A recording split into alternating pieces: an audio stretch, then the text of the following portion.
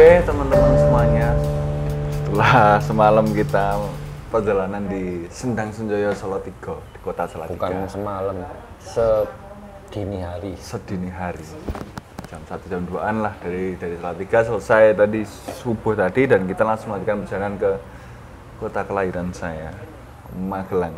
Kota Harapan, nggak zaman saya Magelang masih Kota Harapan. Kota kelahiran, kota tempat tinggal rumah Mas Genta. Tempat tinggal saya juga. Tepatnya sekarang kita dari Bukit Tidar. Ini pagi lah ya, masih ngantuk. Kalau bisa lihat muka kita masih ngantuk. Sebenarnya harus naik ya Mas ya, tapi setelah ambekan dilit, ambil nafas bentar.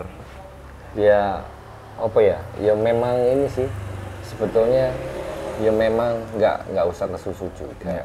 Karena kalau memang ngikutin apa reka ulang dulu kan ya memang ya saya ya nunggu di warung kopi ini cuma duduknya aja di sana. Sama nunggu. Kalau kita sekarang ini nanti bisa kebetulan bisa ya paling istirahat sebentar terus bisa jalan, dulu saya nunggunya dari jam 6 pagi boleh naiknya baru jam 12 Mas. Nah yang ditunggu apa waktu itu? Iya pokoknya dapat fisiknya gitu. Ya pokoknya gitulah. Dapat apa warto halunya itu ya harus habis apa kita bilangnya bakdo suhur pas. Habis duran suruh naik. Ya wis itu. Jadi ya nunggu ngantuk, jadi ngopi itu kalau sekarang paling rokokmu tadi habis berapa loh. Dulu saya wis sampai ganti aspek.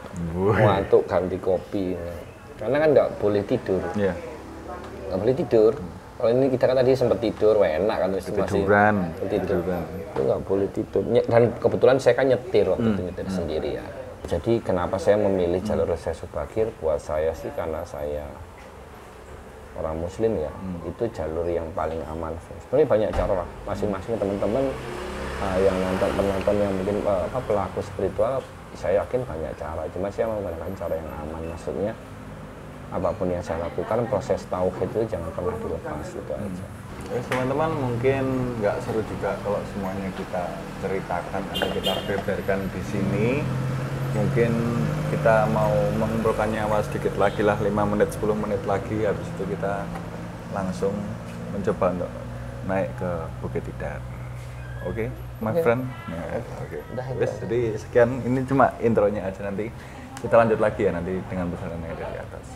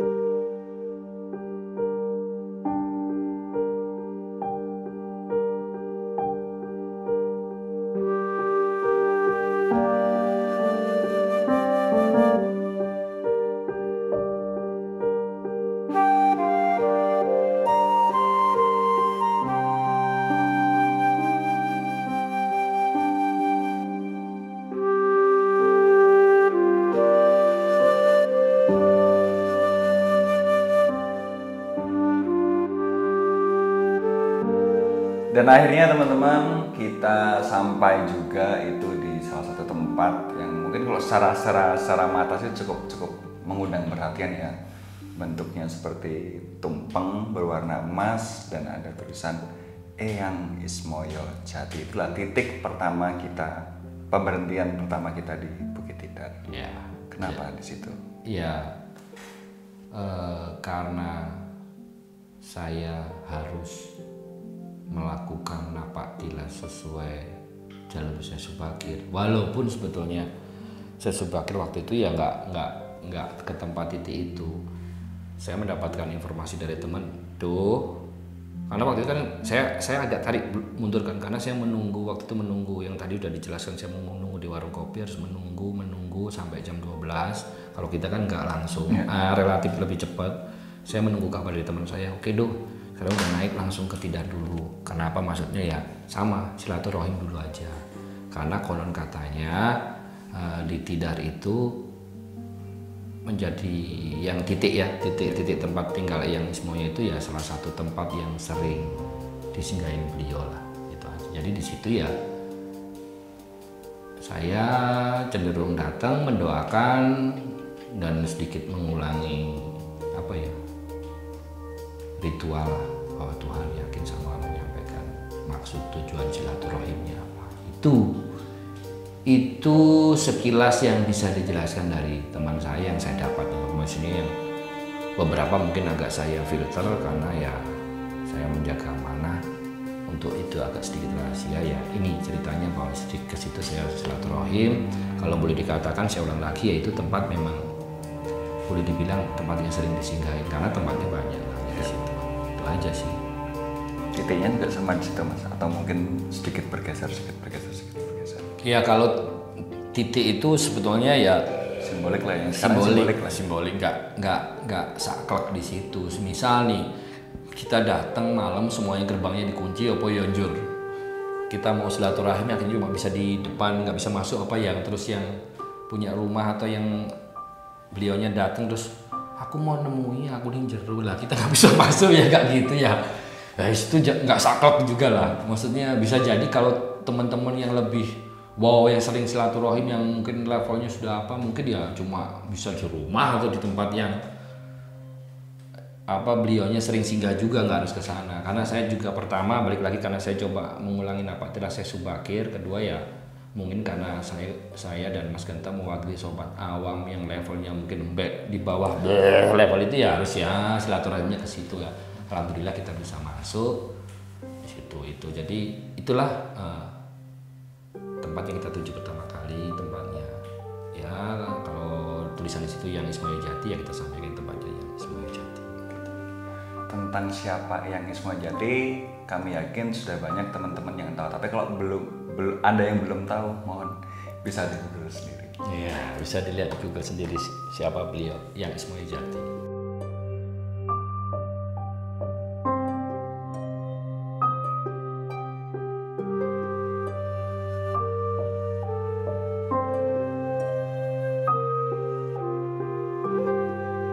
Saya belum dapat izin untuk menyampaikan nama. Cuma intinya gini, intinya beliau yang di sini adalah sebagai, pertama bisa dibilang sebagai tangan kanan, bisa dibilang sebagai saksi, bisa dibilang sebagai putri kesayangan dari Ratu Selatan, tapi yang berhubungan dengan perjanjian antara Syekh Subakir dengan Guru Besar Nusantara darat dan laut.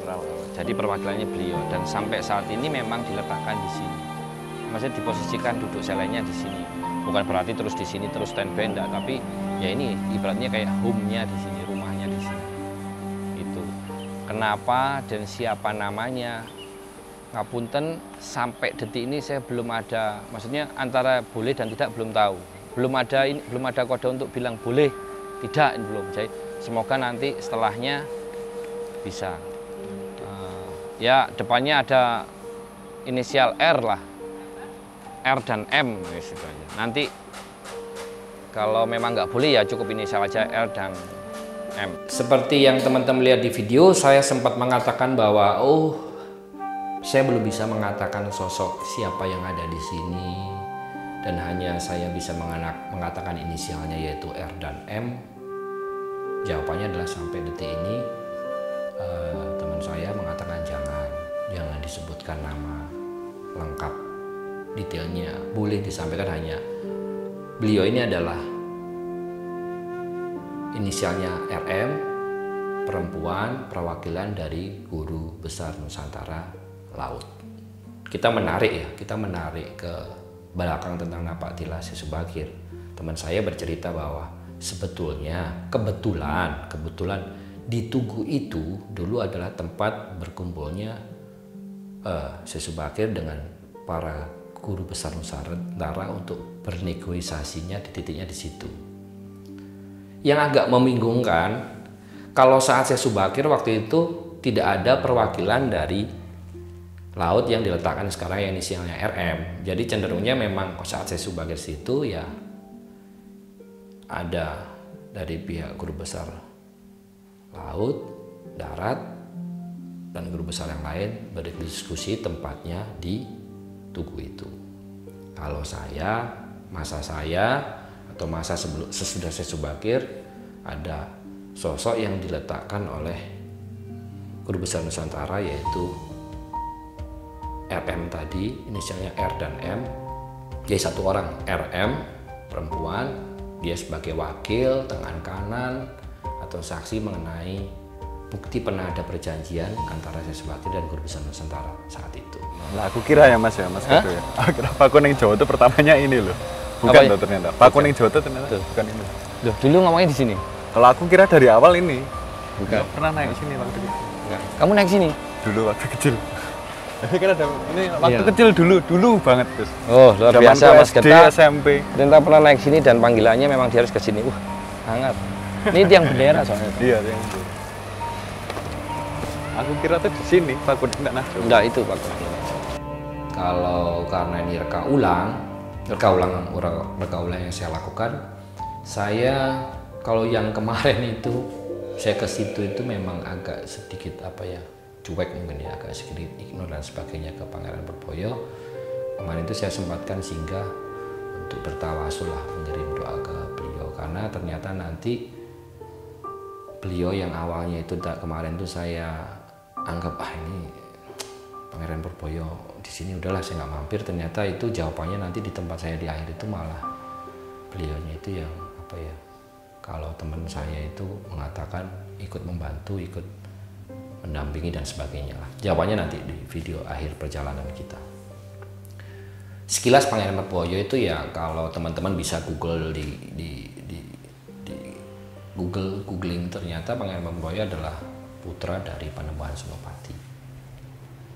Cuma saya tegaskan Pangeran Purboyo di sini masanya bukan masa saya subakir ya. Setelah kita dari Tugu kita melanjutkan perjalanan ke yang konon katanya dibilang Pak Kuning Jawa, yang teman-teman bisa saksikan di videonya seperti apa.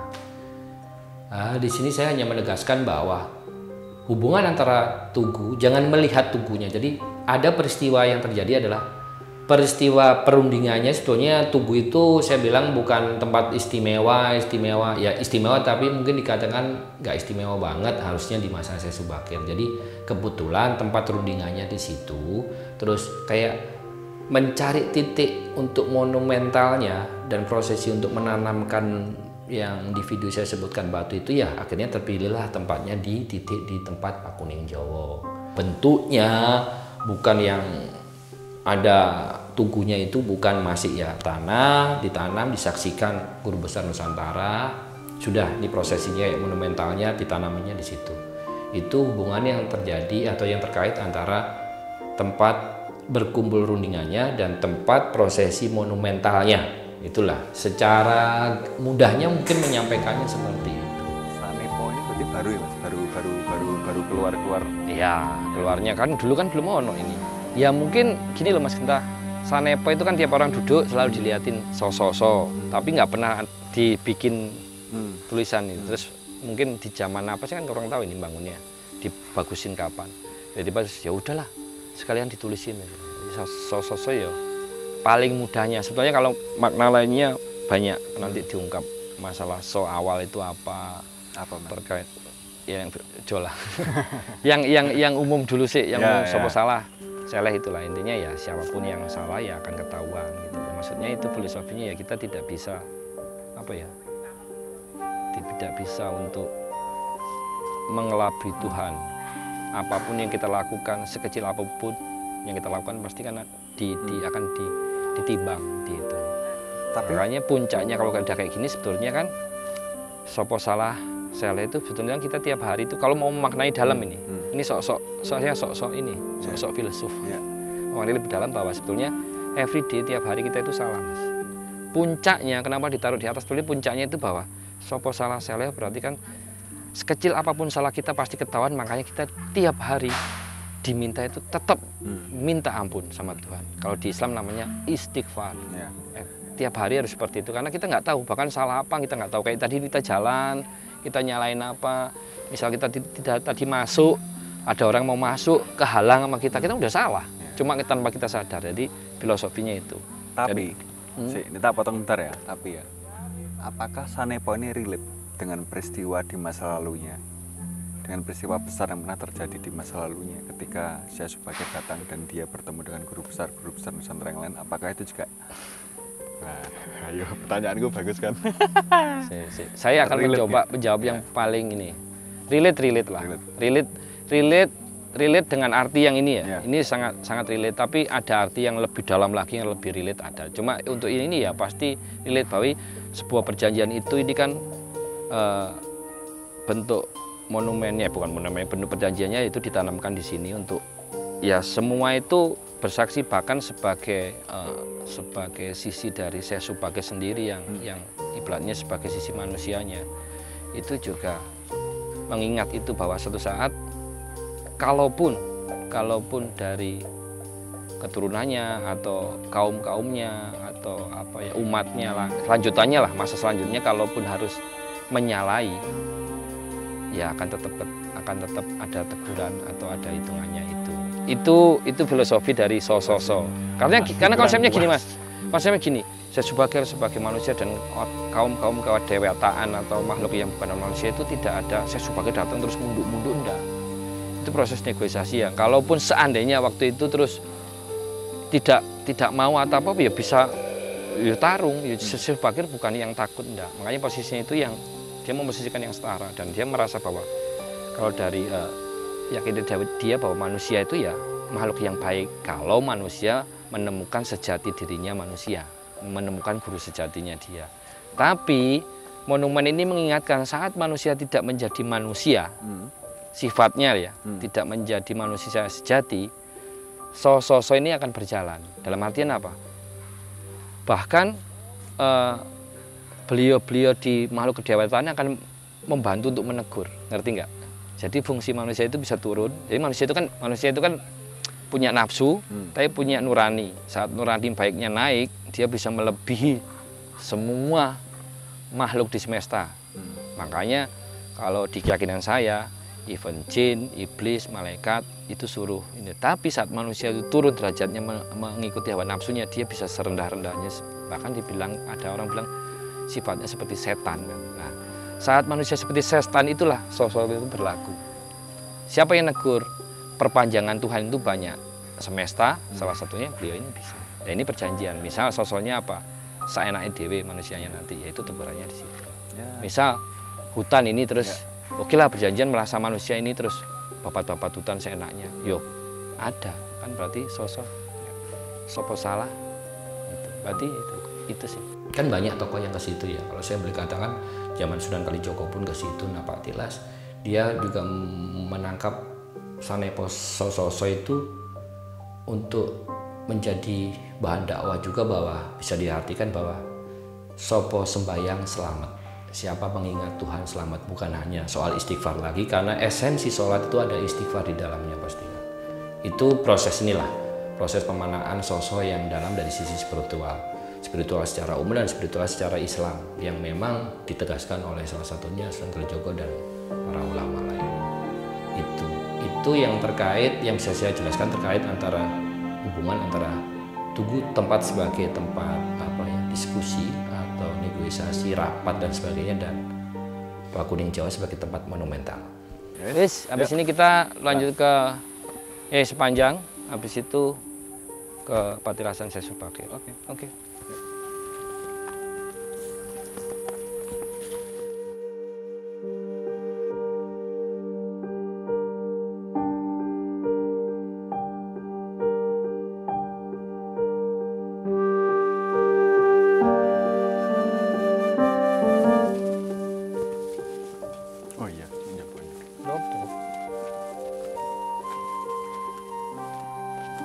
Assalamualaikum warahmatullahi wabarakatuh.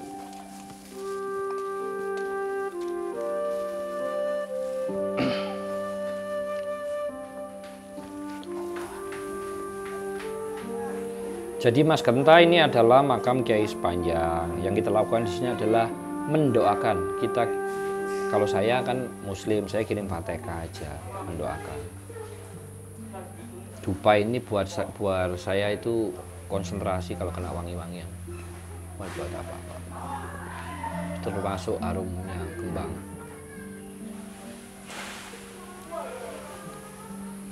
Itu kalau saya. Nanti prosesinya ini duduk di sini boleh, maju situ boleh, duduk, naruh terus ya mendoakan aja. Kita mendoakan beliau-beliau itu aja. Oke teman-teman semuanya, kita masih ada di area Gunung Tidar dan sekarang kita sedang ada di area makam dari Kiai Sepanjang. Ini based on the konon katanya ya, kayak gitu. Dan ini juga apa folklore atau mitos cerita yang sudah banyak beredar bahwasanya di belakang kami inilah, ini kan makamnya kan panjangnya hampir 2 meter lebih lah. Oh, lebih 6 sampai 7 meter mungkin ya kayak gitu. Dan konon katanya di dalam makam yang panjang ini isinya itu bukan manusia tapi adalah sebuah tombak nan sakti mandraguna, makanya panjang, jadi kayak sepanjang. Itu adalah ya berdasarkan cerita-cerita yang beredar, tapi apakah memang sepenuhnya benar Mas dengan apakah ada versi lain dari folklore ini? Tidak ada versi lain. Versi Mas Genta yang benar. Enggak guyon Mas. Gak ada pembahasan. Jadi gini teman-teman, suatu saya cuma ingin menyampaikan bahwa sebuah versi yang beredar itu kadang-kadang muncul untuk menyamarkan. Jadi kebenaran yang hakiki itu memang kadang-kadang memang sebaiknya agak sedikit tersamar. Tapi kadang dengan berjalannya waktu, hal-hal itu memang harus sedikit diungkapkan untuk mencegah mudarat yang timbul. Jadi mungkin kalau saat itu dimunculkan lebih banyak mudaratnya. Kalau sekarang agak gak dimunculkan, mungkin malah justru mudaratnya besar. Mudarat itu apa? Ya kalau manfaat mudarat tidak bermanfaat gitu maksudnya. Jadi seperti itu ya. Kalau saya boleh sampaikan, Bismillahirrahmanirrahim ya, bahwa Kiai Sepanjang itu mewujud bukan hanya sebuah tombak pusaka. Bahkan kalau saya boleh menyampaikan bahwa tombak pusaka pun itu hanya sanepo. Jadi ada sosok yang ditugaskan untuk mengatur, menjaga kayak ngemong untuk bangsa-bangsa kayak Lelembut, Jin, Gendruwo, Wanaspati, Konok-Gorong, itu Kiai Sepanjang. Kalau pemaknaan tombak, ya ini kan kita ada prosesi di mana si Subakir sudah melakukan perjanjian. Perjanjiannya sebenarnya dihadiri juga dengan Kiai Sepanjang.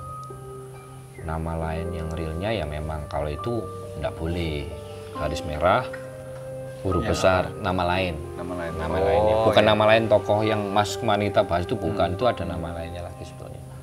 Yang lebih dalam untuk itu. Bukan adiknya, kakaknya ini bukan justru.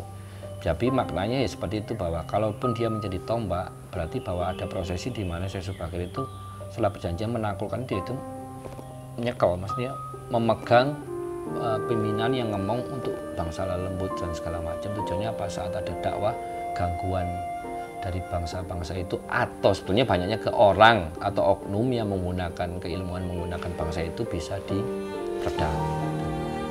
Dan simbolnya jangan melihatnya aja di Gunung Tidar, karena simbol-simbolnya itu banyak. Nanti ada yang di Banyuwangi, pernah ke sana, di Blitar Selatan, Gondomayit itu ada, walaupun sama. Dan kalau bicara makam panjang itu banyak, itu simbol-simbol saat Syekh Subakir sudah bisa menyentuh area itu dan menaklukkan dari sisi ini ya, metafisika kaum Lelembut, bahwa ini lho bukti ini gitu.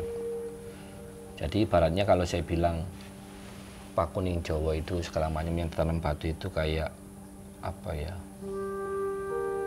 BTS utama, pemancar utama ya, simbol-simbol ini itu juga sebagai penguat sinyal tapi urusannya lebih fokus ke gangguan lelembut dan utamanya lagi gangguan manusia yang menggunakan keilmuan lelembut.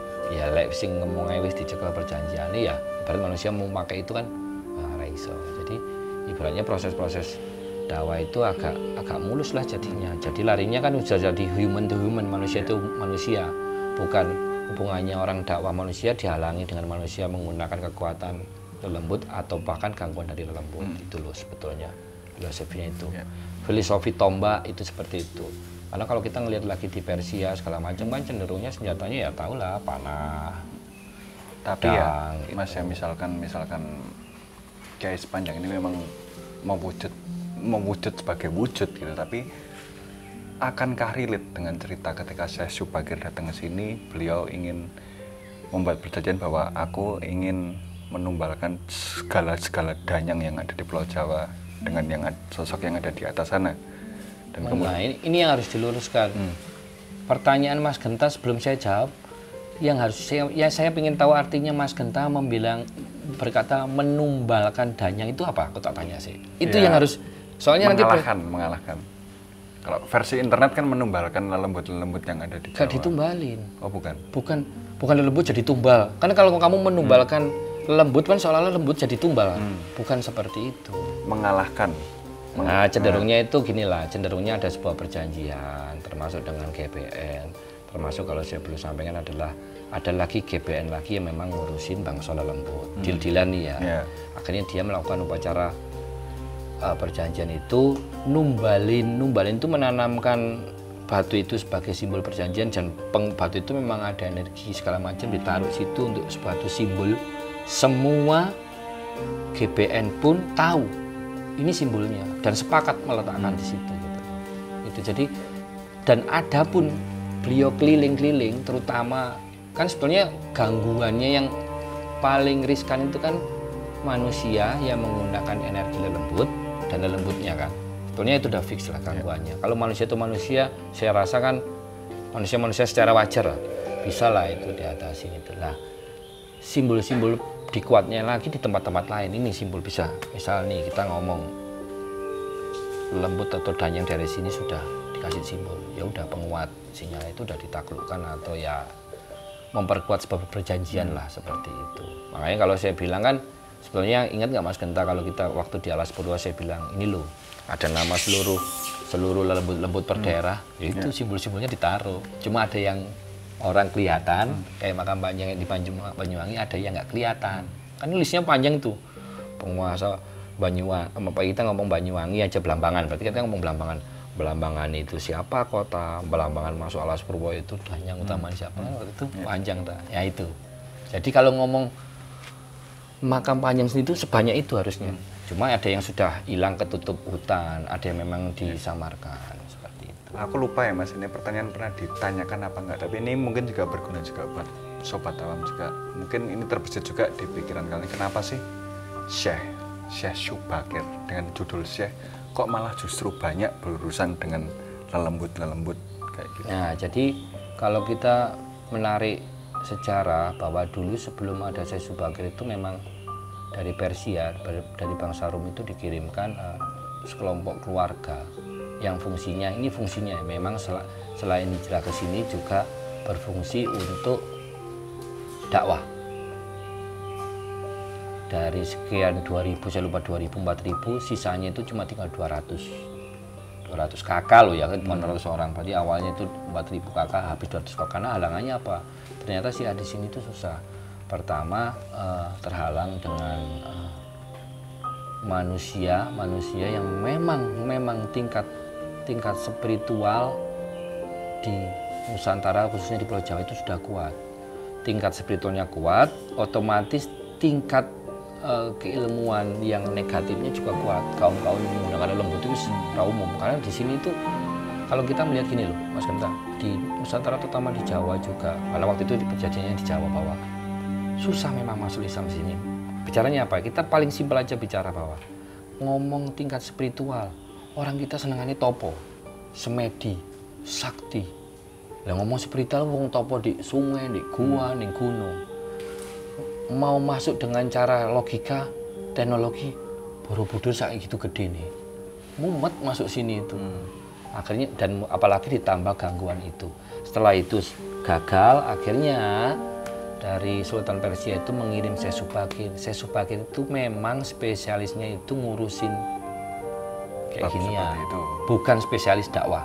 Makanya setelah selesai, Syekh Subakir itu pun kembali dilanjutkan ke Syekh yang memang fokus dakwah. Karena yang pertama kali dikirim itu Syekh dakwah habis, termasuk gangguan lembut, gangguan manusia menggunakan daya-daya negatif lembut, tiba-tiba mati, disantet, segala macam itulah. Akhirnya dikirimlah Syekh Subakir untuk beresin ini dulu nih. Berarti kan nggak akan bisa jalan ini. Beresin urusan lembut, metafisika, oknum manusia dengan menggunakan perjanjian itu. Meminimalkan lah. Baru dikirimlah lagi yang spesialis dakwah. Gitu. Tapi sebelum Syekh Subakir melakukan deal-dealan dengan para lembut di Jawa ini, berarti Jawa semasa itu sangat-sangatlah kelam, Mas. Berarti. Bukan, kita nggak bisa bicara kelam, cuma gini loh, bukan masalah kelam. Jadi di Jawa itu balik lagi, selain tingkat spiritual orangnya sudah tinggi-tinggi, ya kita namanya manusia kan ada yang positif, ada yang tinggi, yang negatif. Ya kita ngomongnya kalau pengliaan ini loh, ada yang penengen dan pengiwa. Saya tanya balik lagi kalau pengliaan di Bali, orang yang bisa menguasai ilmu pengliaan apakah orang spiritual tinggi? Tinggi kan? Tapi nanti ada pengiwa jatuhnya gitu. Sama pengiwanya juga banyak gitu loh. Kalau bicara kelam ya kelam bagi unsur suatu agama baru masuk. Tapi kalau agama yang sama kan ya sudahlah. Dia kan tidak merasakan dirubah atau segala macam, ya sudah biasa. Dan sudah berjalan beberapa berpuluh-puluh tahun antara misal satu aliran spiritual ada yang ke kanan ada yang kiri, itu udah umum. Ini ada ajaran baru ini masuk gitu loh. Jadi otomatis mereka wah defense lah segala macam. Apalagi terus bentuknya awal-awal masuk dakwah itu bentuk-bentuk yang memang agak keras. Gak boleh, ini boleh, ini gak boleh, ini boleh. Dan nanti kalau ditariknya lagi, kenapa perkembangan Islam itu akhirnya enak, yaitu setelah Syekh Subakir balik, dikirimlah Syekh lain untuk dakwah spesial yang berbeda-beda. Nanti udah muncul Syekh Kuro, Syekh Samsudin Awasil, Syekh Maulana Maghribi. Itu masa-masa sebelum Wali Songo. Habis itu muncul Wali Songo. Di situ akan mulai perubahan bagaimana Sunan Bonang dan Sunan Kalijaga membuat dakwah agar bisa masuk dengan kerasnya seperti ini, defense-nya lokal. Itu strategi lah, strategi dakwah Islam lah jadinya. Itu sedikit sekilas dari saya, sepengetahuan saya mengenai garis panjang. Jadi mewujud bukan hanya mewujud sebagai pendeta, tapi mewujud sebagai sosok. Kalaupun sekarang orang sering lihat duduk di sini melihat, oh bentuk kayak tombak apa, ya itu sudah, itu manifestasi keyakinan orang sebelum berangkat. Silakan. Dan apakah sepanjang juga bisa mewujud jadi tombak? Ya bisa lah. Mau jadi apa? Mau jadi pohon? Mau jadi apa? Terserah. Misal dia datang mewujudkan bahwa, ben orang ini kan terlalu gimana, tak mewujud jadi seolah-olah dari monyet besar. Ya bisa aja. Makhluk kayak gitu bisa. Tapi sosok Kyai Span ini merupakan sambuan ya, iya. Di tataran iya, tadi kan sudah disebutin di tataran itu sudah dengan bahasa eksplisit sudah disebutin bahwa ya ibaratnya kayak guru besar, tapi guru besar yang ngurusinnya yang ngomong lembut seperti itu. Ya harusnya ngerti lah teman-teman. Jadi teman-teman bisa, saya ngasih clue-nya, teman-teman itu sudah berusaha diungkapkan samar-samar oleh Sunan Kalijaga dalam bentuk cerita wayang. Manifestasi Semar itu dari siapa? Berarti juga jangan bleker Semarnya, tapi bleker yang ismoyangnya. Jadi agak-agak berbeda terus. Itu sudah cara-cara dakwah udah masuk, ngerti. Jadi bahwa akhirnya apa? Kita akan melihat bahwa agama Nusantara yang asli pun sudah mengakui beliau ini ada kan sebelumnya. Akhirnya dengan Sunan Kalijaga dimunculkan tokoh wayang. Awalnya ya kayak itu tadi, wah seneng ya dewaku dimunculin, tapi lama-lama digeser ke arah Islam misalnya itu. Mau tanya apa lagi? Ya, berarti teman-teman kindly note aja nih bahwa sekarang 1 GPN sudah ke-reveal lagi. Oh iya ya, keceplok. Udah terjelaskan ya nggak apa-apa. Ya. Ya tapi beliau memang spesialis itu. Jadi yang aneh itu maksudnya gini loh. Ya kita akhirnya terwakili tidak salah satu GBN yang ketika datang tadi kan. Walaupun dia merasa lebih tinggi, dia tidak sewena-wena terus. Wes, pokoknya beres urusan lembut, perjanjian dengan aku ya beres. Enggak, ya tetap diserahkan. Ayo datang ikut juga duduk. Ya ini tak okein, piye? Menurutmu ada saran masukan? Ya masukan. Akhirnya ya mau, tapi ada syarat dan ketentuan berlaku. Syarat ketentuan berlakunya nanti urusannya sama sosok tadi. Nah, itu muternya itu. Jadi paku alam nanti munculnya sosok itu semuanya itu ya lingkaran makna, lingkaran arti yang nggak semudah kita memahami ya wis. Yasmi ini ditumbal, ini seolah-olah numbalin. Banyak lah filosofi, metaforanya dan arti terdalamnya. Bahkan saya mungkin jauh dari yang bisa mengartikan terdalam. Gitu Mas Bintang. Karena yang kayak seperti ini saya bisa cerita itu bukan saya kan tinggal menerima, diceritain terus ini. Bagi saya memang ya wis lah. Gampangnya 3 GBN yang mungkin sudah terpapar tuh ya, mungkin kalau gampangnya kayak seperti di mitologi Yunani mungkin Zeus, Poseidon dan Hades. Hampir sama, cuma Zeusnya masih ngambang. Ya seperti itu. Seperti itulah gampangnya kayak gitu. Dan berhubung sudah masuk adzan zuhur, ya sudah. Itu aja dulu. Karena sudah adzan zuhur. Kita habis itu sebenarnya kita dikasih waktu, bukan dikasih waktu, mestinya idealnya kita itu memang di sini sampai zuhur atau setelah zuhur. Udah zuhur berarti ya wis, sembahyang selesai. Selanjutnya kita ke Subakir. Silakan Magenta mau duduk kirim doa ke buat beliau, kalau saya nanti duduk berdoa buat beliau. Ya. Nanti kalau yang lainnya pengen istirahat, saya mau apa ya? Mau ngaji bentar dikit lah di bawah. Itu aja sih. Oke, jadi teman-teman mungkin banyak atau sedikitnya cukup sekian dari perjalanan Bumi Nusantara, tepatnya di Bukit Tidar. Semoga apa yang sudah tertutur ya bisa diterima dan dicerna lebih lagi. Jangan diterima mentah-mentah juga. Itu terserah kalian memaknai benar dan salahnya, karena kita tidak selalu benar dan kita juga mungkin banyak salahnya juga kayak gitu. Jadi kebenaran, kalaupun ada kebenaran yang kita sampaikan ini berarti kita murni memang kayak di depan teman-teman. Jadi kalaupun ada kepleset kata, salah kata, ya wis itu salah saya sama Genta gitu aja. Sudah, nggak usah di debat, ya itu kita salah gitu aja. Apuranan sun angetang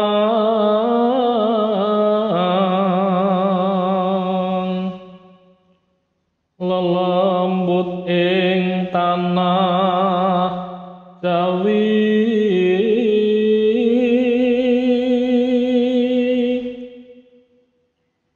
kang rumaksa ing nagara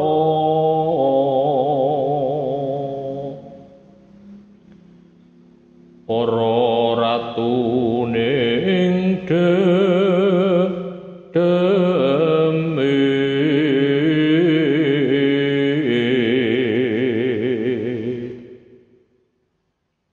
agung sawabe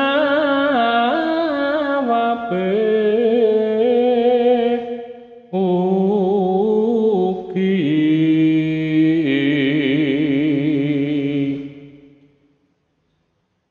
yen apal sadaya nipun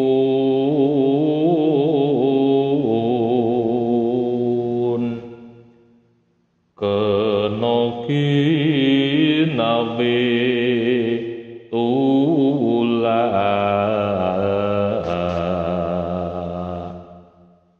kinarya tunggu wong sakit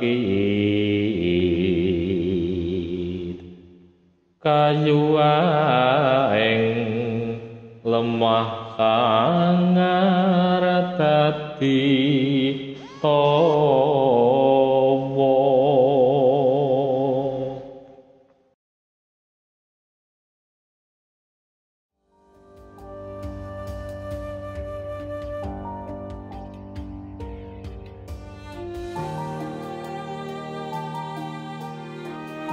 Oke Oke teman-teman, dan kini sekiranya kita udah sedikit tahu bahwasanya setelah cerita ke Bu Iwa kemarin, di belahan waktu yang lain ternyata ada satu tokoh juga yang pernah bertemu dengan guru-guru besar Nusantara yang lainnya. Tadi mungkin udah dijelaskan oleh Mas Kado juga tentang sedikit cerita tentang Syekh Syubakir, tapi sebenarnya saya menyimpan apa ya, pertanyaan personal sebenarnya. Saya kayak, kenapa di salah satu guru besar Nusantara kita itu sampai menitipkan salah satu wakilnya di perwakilannya di tempat itu, di Bukit Tidar? Apakah karena memang ya kalau laut aja, darat aja gitu, udah beda urusan gitu? Apakah memang karena udah beda urusan sehingga urusan darat biarlah tetap jadi yang darat, atau memang urusan laut biarlah tetap jadi yang laut?